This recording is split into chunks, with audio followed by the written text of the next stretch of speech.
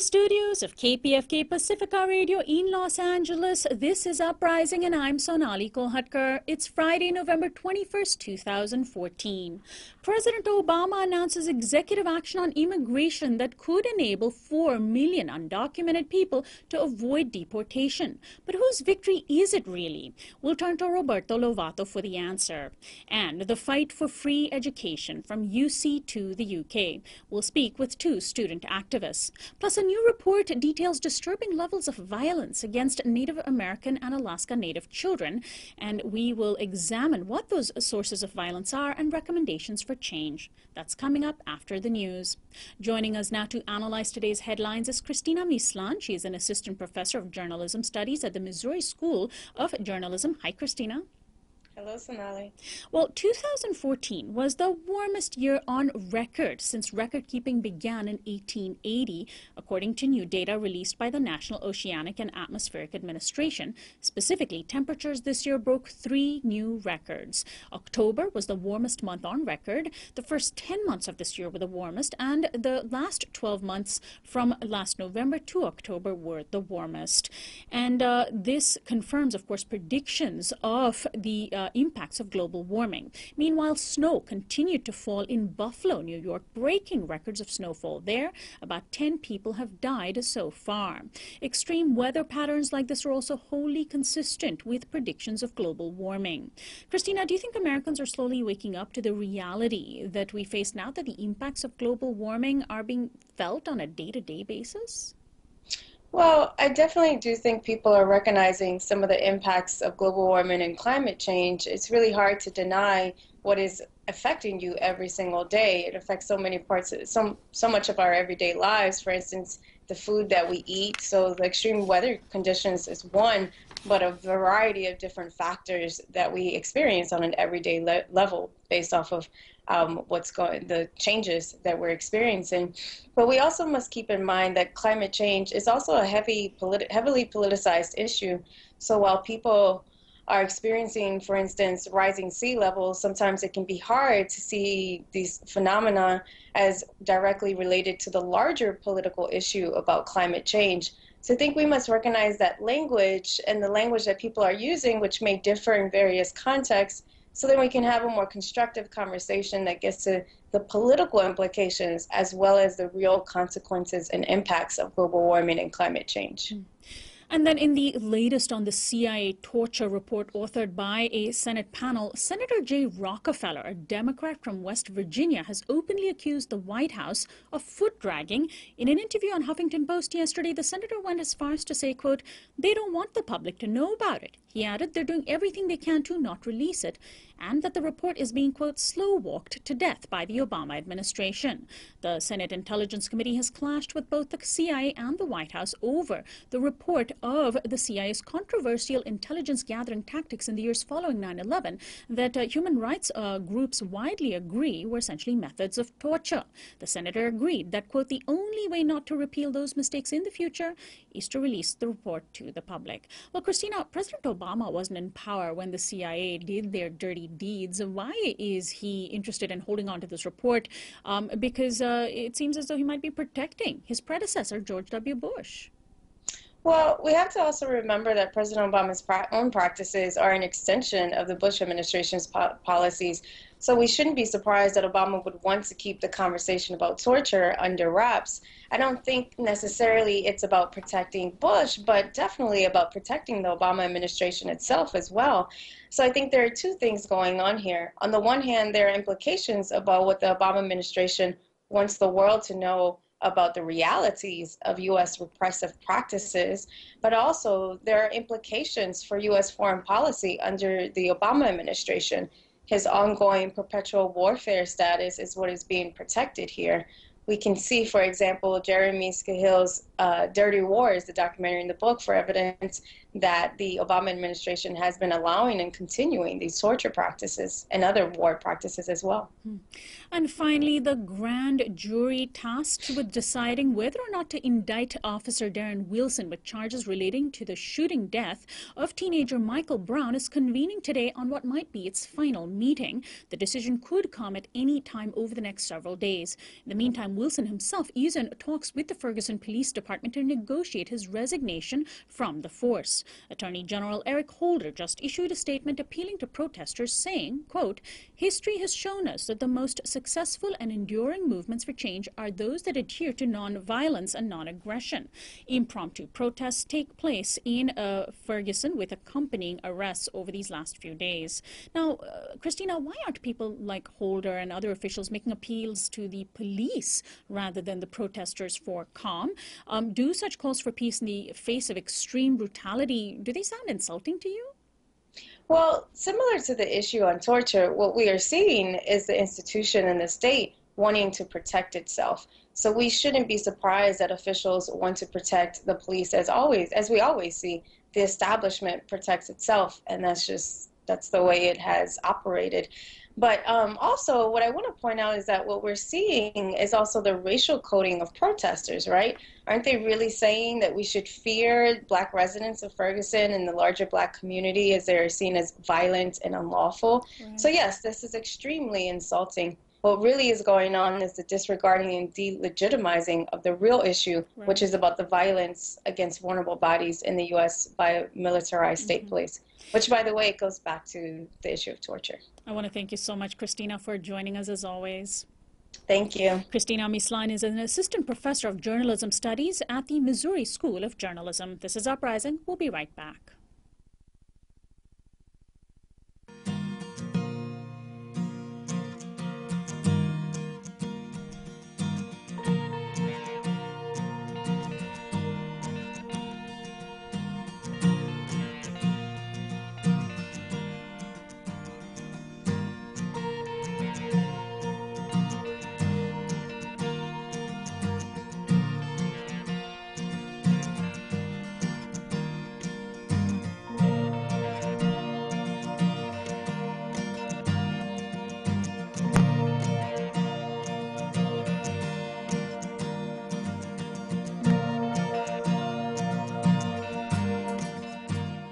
Welcome back to Uprising. I'm Sonali Kolhatkar. President Obama, in a prime-time televised address yesterday, finally announced his much-anticipated executive action on immigration policy in a brief 15-minute speech, heartening immigrant rights activists and angering conservatives.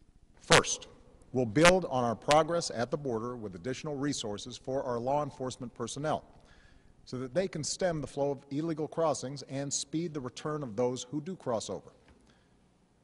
Second, I'll make it easier and faster for high-skilled immigrants, graduates, and entrepreneurs to stay and contribute to our economy, as so many business leaders have proposed. Third, we'll take steps to deal responsibly with the millions of undocumented immigrants who already live in our country. Specifically, the president, using his executive authority, will enable about 4 million undocumented immigrants to remain in the U.S. without fear of deportation if they pass a background check and verify that they're paying taxes. The order also increases requirements for high-tech workers to enter the U.S. and remain here. Republicans lashed out, threatening to shut down the government over what they say is an abuse of presidential power. Meanwhile, in Mexico, where so many of the U.S.'s immigrants hail from, a serious uprising over state violence and corruption is in full force. Galvanized by the case of the 43 missing students from Ayotzinapa, Guerrero, Mexicans have been relentlessly marching and demanding an end to the U.S.-backed drug war and more, and participated in a general strike yesterday with a promise of more to come. Solidarity actions were held in U.S. cities as well as in Los Angeles, where this program is produced. On December 3rd, activists in dozens of U.S. cities are planning to mobilize against Plan Mexico, the U.S. initiative which funnels funds into fighting the drug war, but which are instead fueling a large part of the problem. The coming action is being dubbed #USTired2. Well, joining us now to shed some light both on the connections between what's happening in Mexico and immigration here in the U.S., as well as to look at President Obama's immigration policy, is my guest Roberto Lovato. He is a writer and a journalist and a visiting scholar at the Center for Latino Policy Research at UC Berkeley. Welcome, Roberto. Hi, Sonali. Glad to be with you, and congratulations on your new show. I haven't been with you when you've been on TV yet. That's right. So we're very happy to have you on for the first time on the television show, which listeners listeners can also catch on Free Speech TV. Well, first, Roberto, let's take a listen to another clip from President Obama's speech yesterday, where he gave a little bit more detail about what he's exactly planning on this immigration policy change. So we're going to offer the following deal. If you've been in America for more than 5 years, if you have children who are American citizens or legal residents, if you register, pass a criminal background check, and you're willing to pay your fair share of taxes, you'll be able to apply to stay in this country temporarily without fear of deportation. You can come out of the shadows and get right with the law. That's what this deal is. Now, Roberto, given that this announcement had been so widely anticipated, that people's lives and their livelihoods and their future and their ties with their families were depending on this, how important a victory was this announcement yesterday? Well, if you look in the heart and the mind of a mother like my friend Isabel, who's potentially impacted by this, it's nothing short of titanically huge.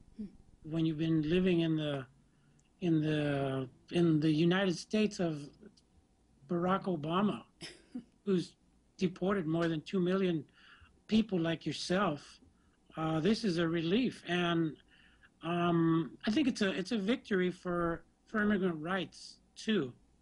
Not everybody in immigrant rights. You know, we have a lot of immigration cheese lying around the floors of the United States right now, and oddly enough, the mice and even some rats are starting to come out in suits and dresses to claim the victory that has nothing to do with them. People who, in fact, opposed executive action as an option. I mean, many of us.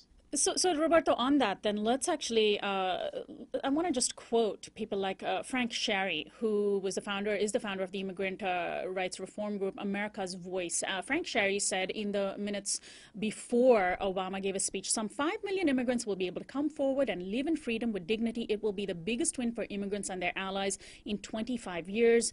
And Luis Gutierrez, Representative Luis Gutierrez, told the Huffington Post in an email, "I'm going to celebrate with and sign up the families that are covered, keep fighting for the families that are not covered, and we must all recognize that no executive action is a substitute for legislation. So the fundamental challenge of getting legislation passed through the Republican-controlled House remains the same." Are these the folks that you might have just been referring to? Well, the first person that came to mind I saw last night was the president's top Latina, Cecilia Munoz. She said, and I quote, que está celebrando porque estamos logrando algo grande. We're celebrating because we accomplished something big. Okay, now, how Cecilia Munoz concocts the notion that she somehow had something to do with this, when you can Google White House Cecilia Munoz executive action, and eventually you'll find down there somewhere denials of the possibility of executive action even being used. Okay, so the allies of Cecilia Munoz, people like Frank Sherry, people like Deepak Bhargava, Center for Community Change, Ali Noorani with National Immigration Forum, or Janet Murguia with National Council of La Raza, came pretty late to the 2 million anti-2 million deportation game. That game started with groups like Endelon, which is arguably led us all in all of this. Pablo Alvarado should have been in the New York Times article that Julia Preston wrote. He wasn't. People like the National Immigration Youth Alliance, NIA, really strong actions.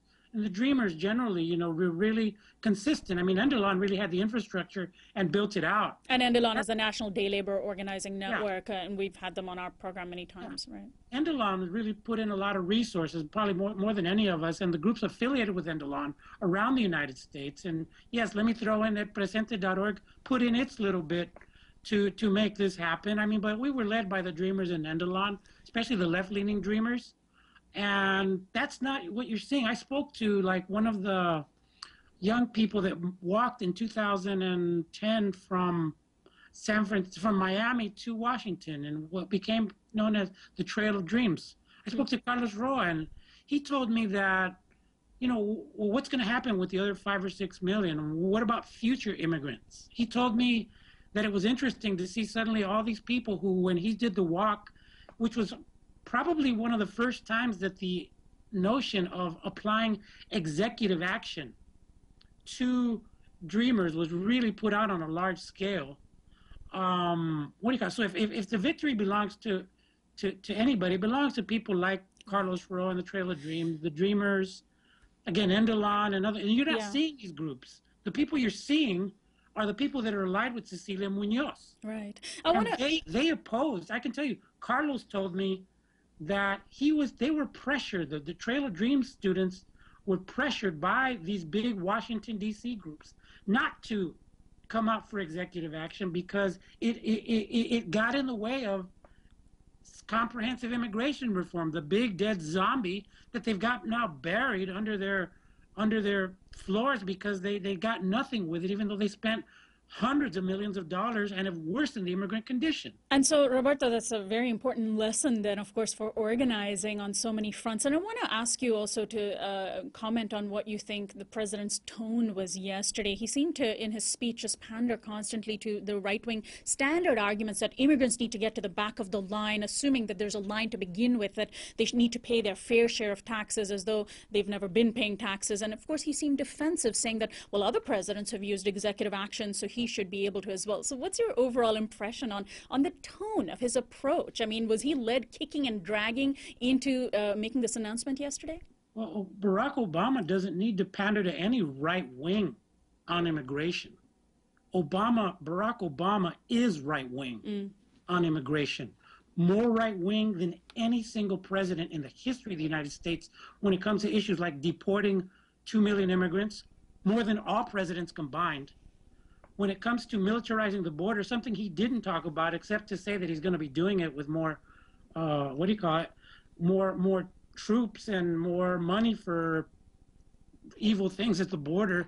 So he's not pandering. He's continuing the line of march that he's had for quite some time as far as militarizing the border and militarizing immigration policy itself. And so he was dragged kicking and screaming by Endelon, Dreamers, and others of us that fought tooth and nail, not just against the Republicans or not just against Obama and the Democrats, but against other immigrant rights groups that are now claiming to have had this victory. I hate to repeat that, but that's just a travesty of the way this is being reported. I was going to say a travesty of history, but we'll see how history gets made, because history doesn't get made with announcements of policy changes. It's implemented. So we're going to see in the course of time.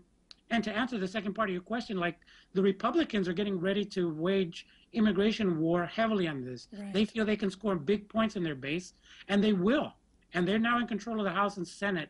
And so this celebration is important. It's important that the people, I mean, I really want to honor the people that fought all over the United States with everything they had at their disposal to make this possible. And I think we should all take a moment to thank all of these courageous, intrepid, brilliant strategists, good organizers, people that have no papeles, no papers, and took all the risks that those of us with papers would never take. So that for me. Right. Well, Roberto, there's a crisis happening over our border with Mexico, on the other side of the border, that has so many of its origins on this side of the border right now. And I'm wondering if you can, as people in Mexico are rising up over the past 2 months over the missing 43 students from Ayotzinapa, Guerrero, make the connections, make the links between immigration pressures here in the United States, a U.S. policy, and what is happening in Mexico that now so many Mexicans are not just identifying, but rising up against. Yeah, when I look at immigration policy, and I was watching closely the buildup. We were also building up a national mobilization for peace in Mexico on December 3rd. People can get more information at U.S. the word tired, TIRED, the number 2.com, US Tired 2. Because here in the United States, también estamos cansados. We're tired too. Tired of US policies that have helped, kill tens of thousands in Mexico, and not people, there's there's this frame of criminals being the ones killing each other, and there's thousands upon thousands of innocent people who've been killed by their own government and disappeared. So, there's a crisis afoot. Now, I spoke Wednesday night in the build-up to Obama's announcement. I spoke with a woman who I can't give her name because she does not want me to give her name. She doesn't want me to give her the name of her brother. Her brother, who was one of the 43, disappeared. Wow. Let's call her Maria. I spoke to Maria, and she's telling me that she doesn't want to. She wants to speak out because she's concerned for her brother, one of the normalistas, but she doesn't want to put her family in danger because she's gotten death threats. Now, who's making the death threats? It's probably people associated in the cartels or in the police, or who are both, because they are both in Mexico, in many places around Mexico. And so, who's funding those police? Who's funding the military in Mexico that's killing thousands of people and disappearing thousands of others? It's the same guy that made the announcement last night talking about criminals, Barack Obama.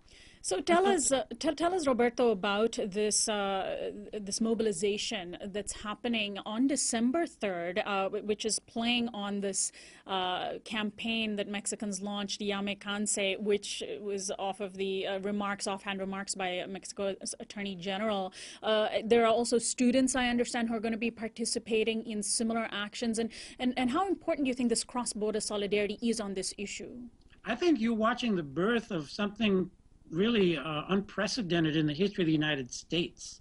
There's been a lot of solidarity movements with Chile, Nicaragua, just speaking about Latin America, El Salvador that some of us got involved in, but those are really tiny communities compared to the behemoth of the Mexicano community. And we're watching nothing less than a small awakening when we see students at Berkeley, 500 yesterday doing actions, students, young people and others in New York doing actions. People are already taking action. And so this is now going to culminate on December 3rd with the national mobilization for peace in Mexico with the one singular goal, really, which is to stop U.S. military and other security aid through Plan Mexico.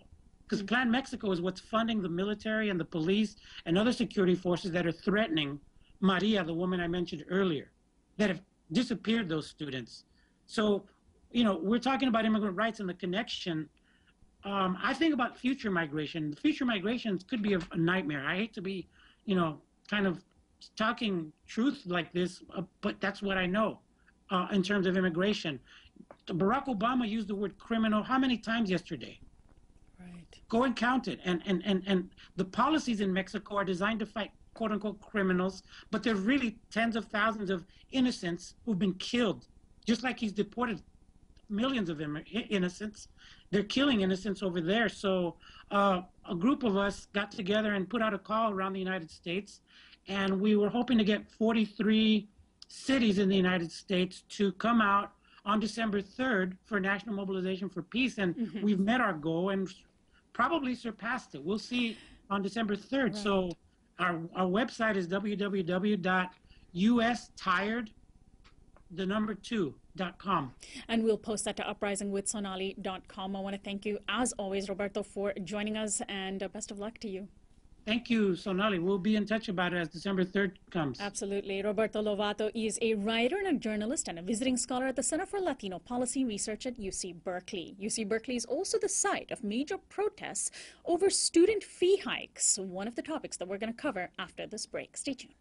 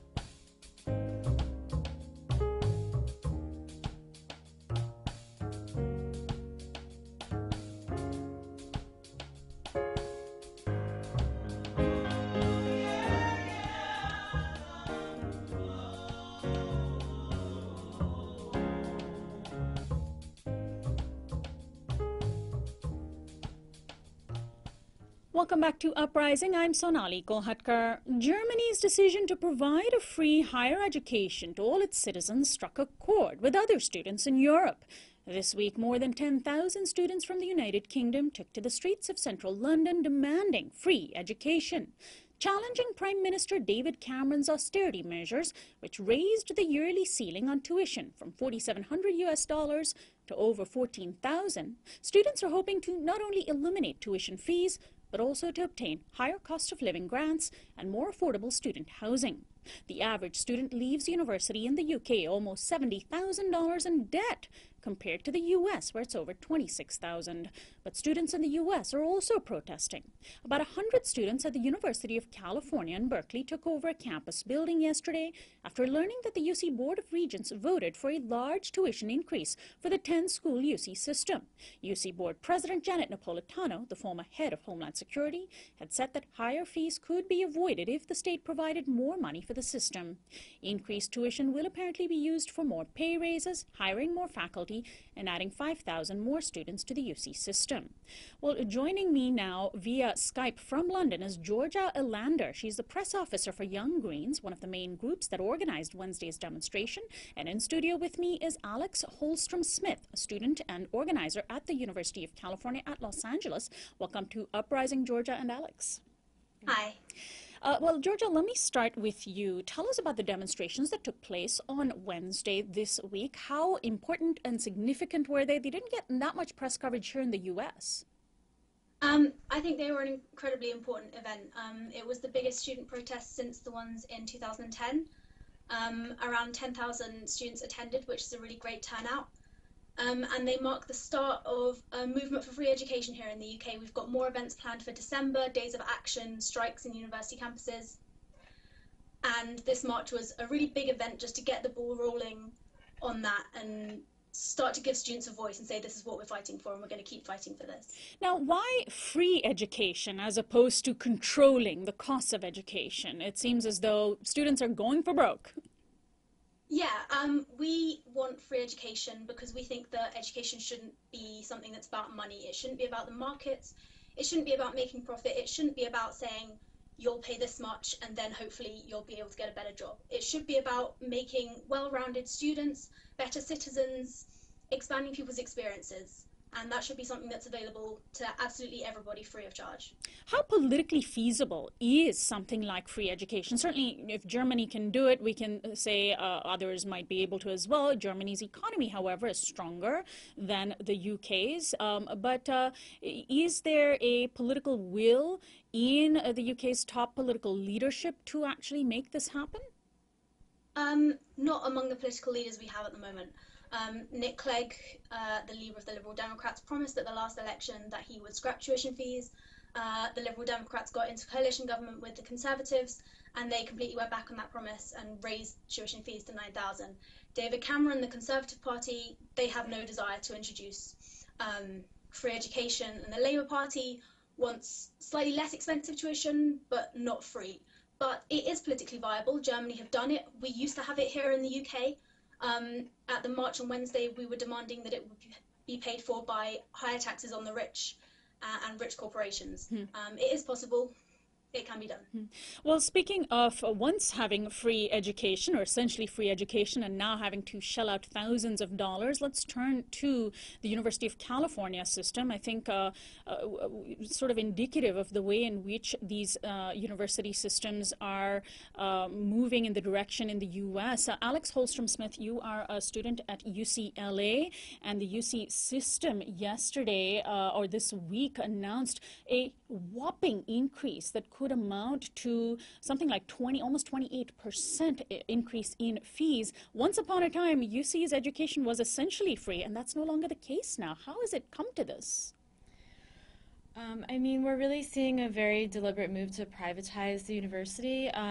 Basically, university administration is trying to run the university like a business and putting all the burden of financing it on students, and it's really pushing out students who come from working class backgrounds. So it really is just a complete shift of what the UC is supposed to be for, and it really has to be stopped. So how have students responded to what happened this week? I mentioned the occupation of a campus building at UC Berkeley. I understand that's still ongoing. There's some 100 students there. And then also at the UCLA campus where you're at, and even other campuses, UC Davis, UC Santa Cruz, I understand. Give us a sense of how students have responded this week and how they are planning on responding.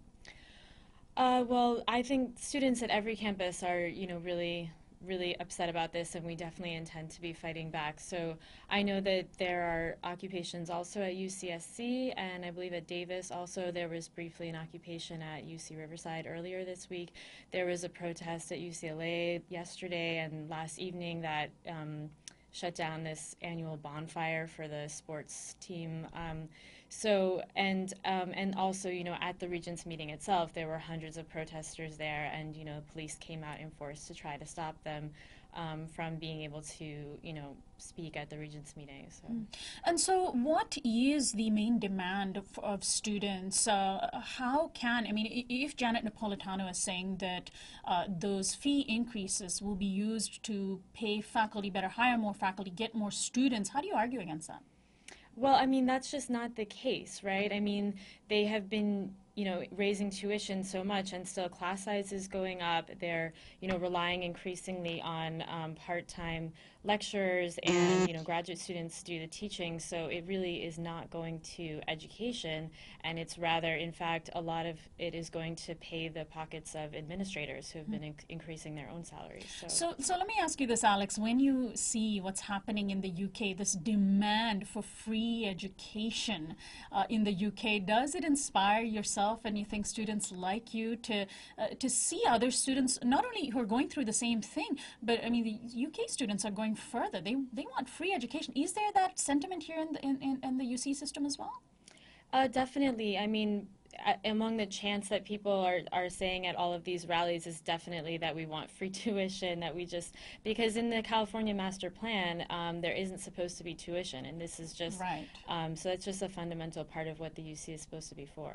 And so there is a demand there, and there are people who are looking to not just control costs, but eliminate them altogether, is what you're saying.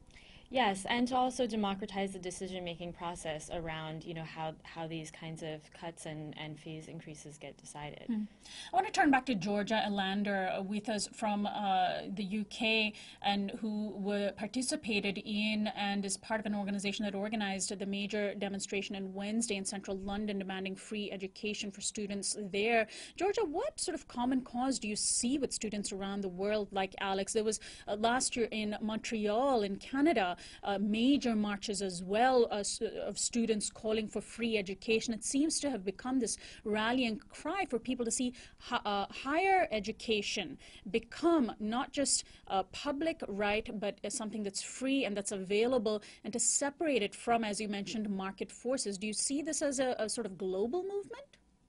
Yeah, I definitely do. I think especially in the Western world, but all over the world, neoliberalism and capitalism are really getting into the education system in a way that we really don't think they should be. And we think that education should be separate from that and should be something that people are encouraged to do, whatever country you're in. And I think that it would be great to build a real global movement for free education.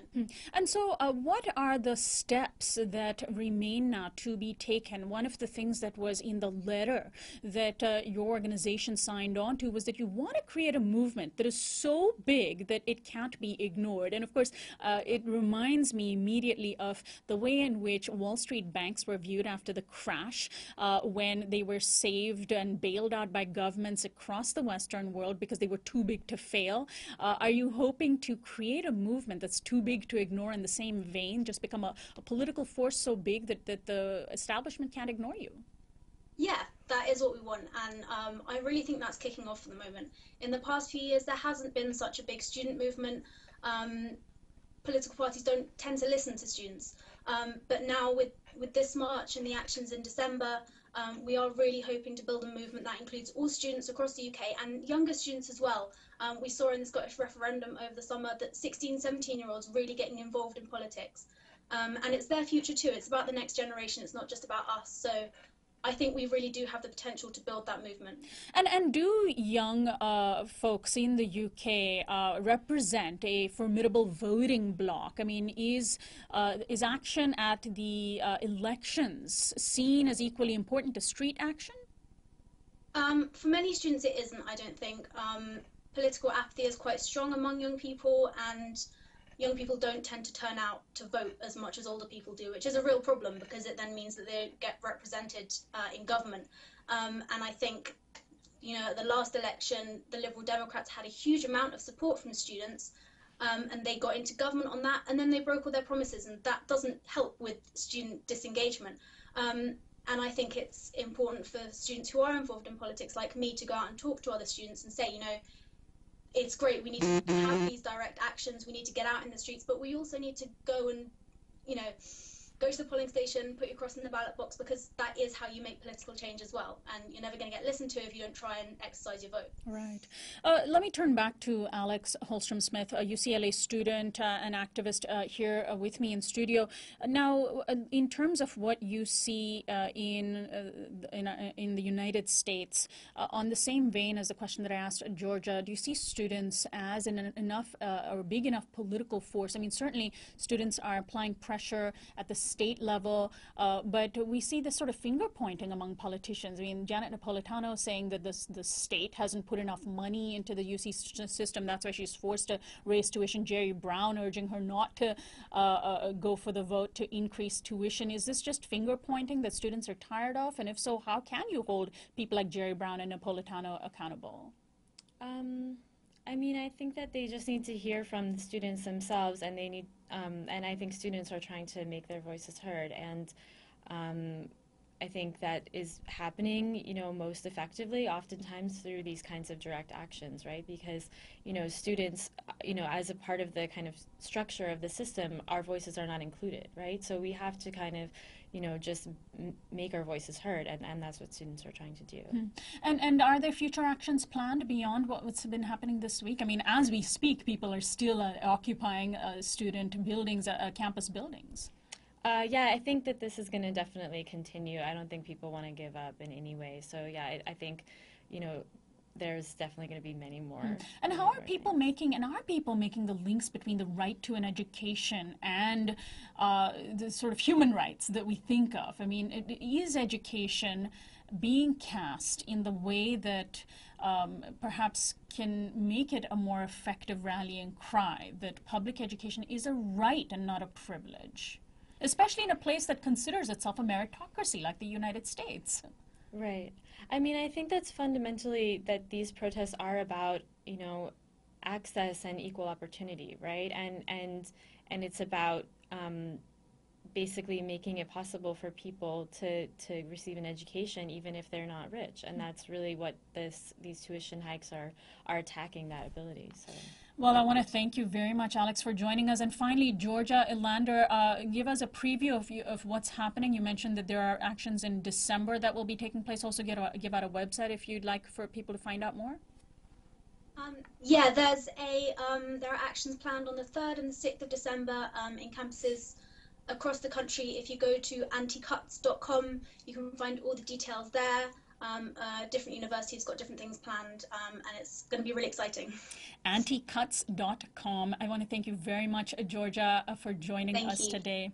My guest is Georgia Ilander, press officer for the Young Greens, which is one of several organizations that participated in making this major demonstration on Wednesday take place in central London. And also Alex Holstrom-Smith, a student and an organizer at UCLA here in Southern California, where this program is produced. This is Uprising. When we come back, Sarah Deer joins us to discuss a devastating new report about a violence aimed at Native American and Alaska Native children. Stay tuned.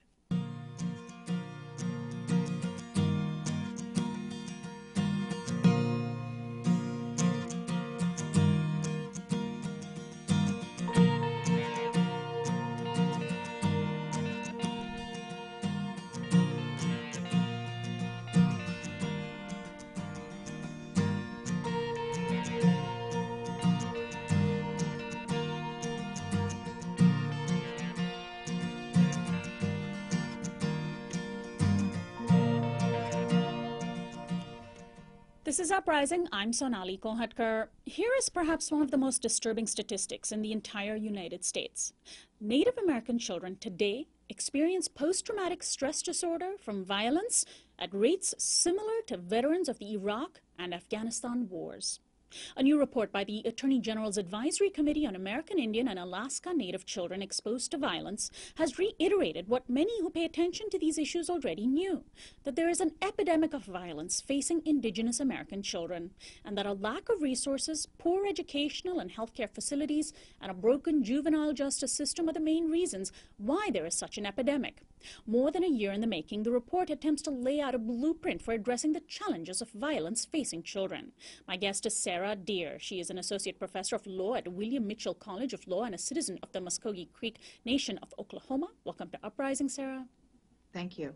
Well, thanks so much for joining us. Now, hundreds of people from dozens of Indian nations participated in these hearings that were the basis of this report that was produced. How important is this report? And do any of its findings about violence that children face, do any of those even surprise you? Well, I do think the report is groundbreaking in a number of ways. I know that, for instance, there have been reports in the past, but this one has specific recommendations. But no, the statistics did not surprise me, and most of the people I know who work in Indian country were not surprised. So let's talk about these just horrifying statistics. More than 60% of all Native children are exposed to violence. More than 60%, that's a majority. More than 40% experience 2 or more acts of violence. I mean, this is unimaginable. We might expect children living in the occupied Palestinian territories or in Syria, where there's this horrible war going on, to experience such levels of violence. Why are these levels so high, and what forms of violence do we see that children are exposed to?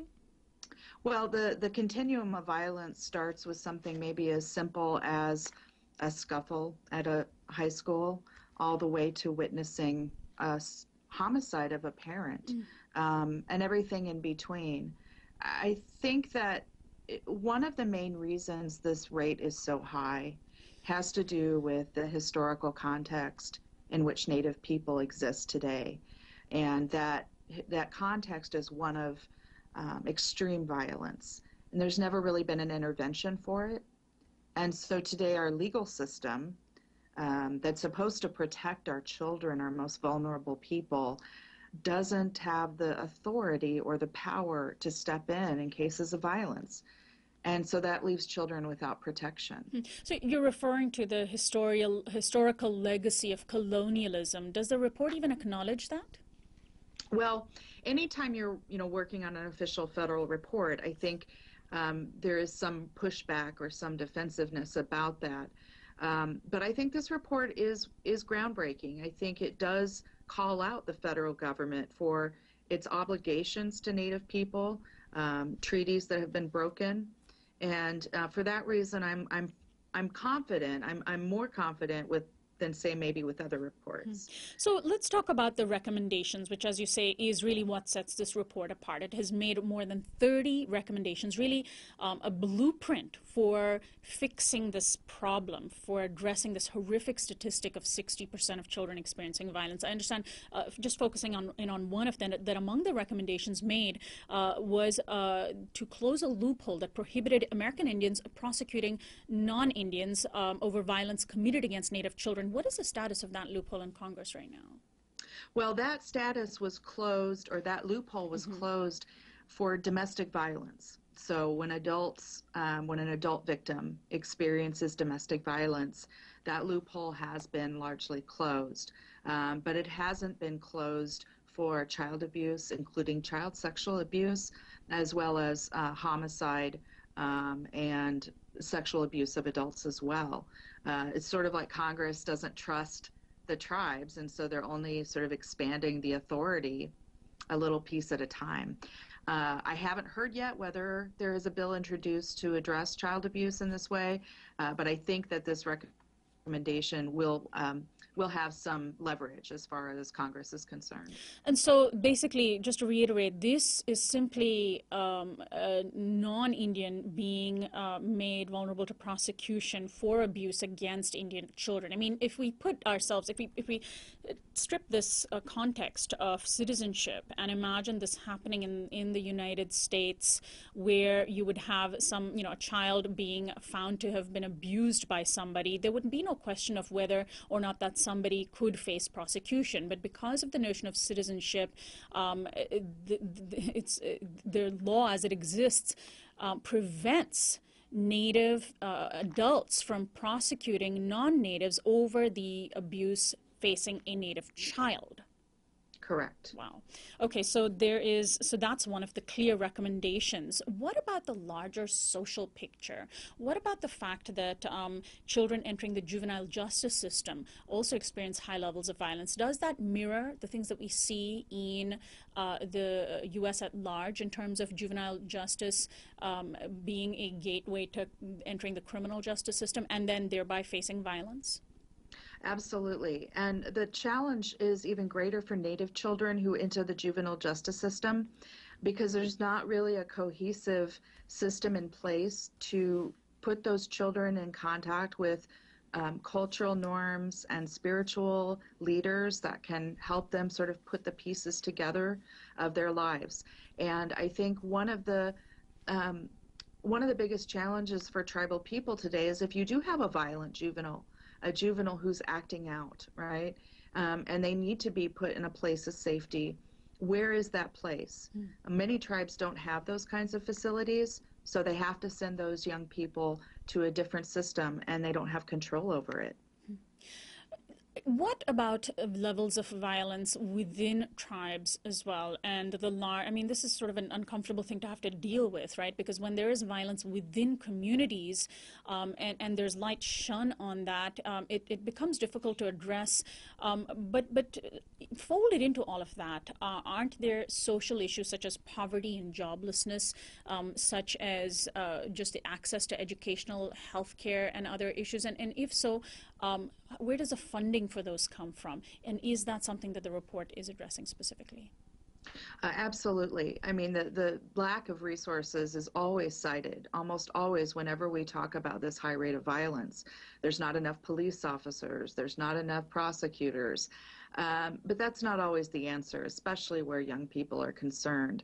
Now, in terms of the poverty and the homelessness and that kind of factors, there's been some studies in Canada that have suggested that even when you account for those kinds, of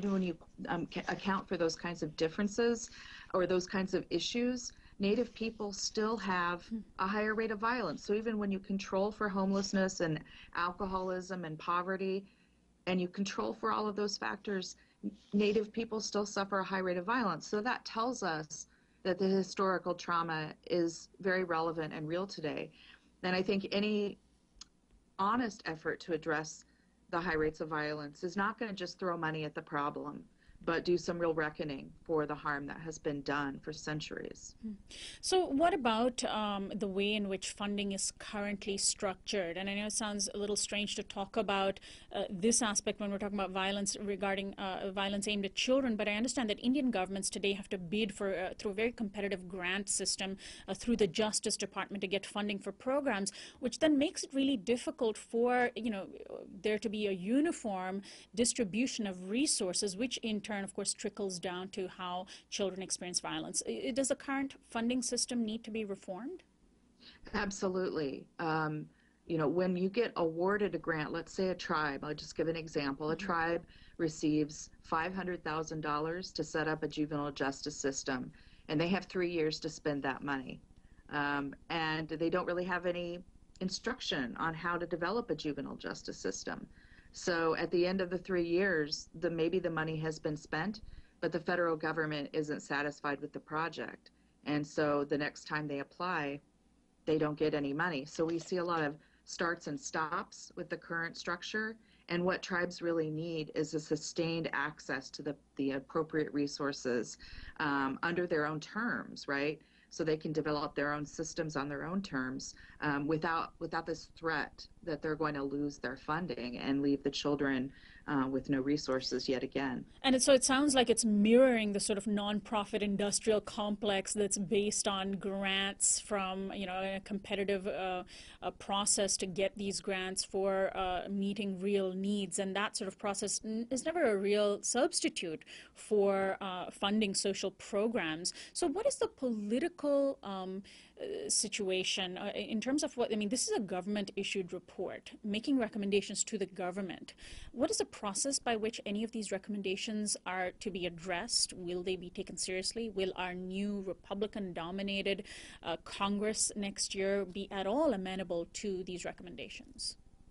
Well, there's two questions. I think one is what can the executive branch do, right? And the second is what the legislative branch can do. There are certain things that the executive branch can do in terms of changing policies regarding grant funding.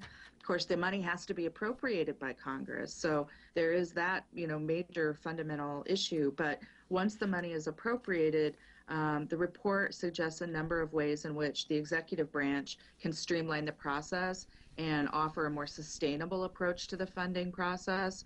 And I just want to correct one thing. The report, while it's funded by the federal government and issued by the federal government, was actually written by non-federal people. So, activists, et cetera. Right. Which is what makes it so important, a direct communication from the grassroots to the government. And of course, we're talking about this the day after President Obama has taken executive action on another vulnerable population. It is certainly possible, and we'll certainly see how that plays out. The report is on American Indian and Alaska Native children, and I'm wondering if you can explain to our listeners and viewers why there's a distinction made American Indian versus Alaska Natives, and are there some unique circumstances facing Alaska Native children? Oh, yes, absolutely. I think the distinction comes in part from history. Alaska was not a state until the mid-20th century. And so the historical context is different. And of course, I think people there have a preference to be referred to as Alaska Natives because of that distinction. And there's some different cultural groups up there that don't identify as Indian, but rather Yupik or Inupiat, or what a lot of people will say Eskimo. And so that's not an Indian population per se, but the children in Alaska face even more insurmountable barriers, such as location. Some villages don't have any way in or out other than airplanes. And so if you're battered or you're hurt or you're abused as a child and you need to get away from that situation, you're going to have to come up with a plane ticket money.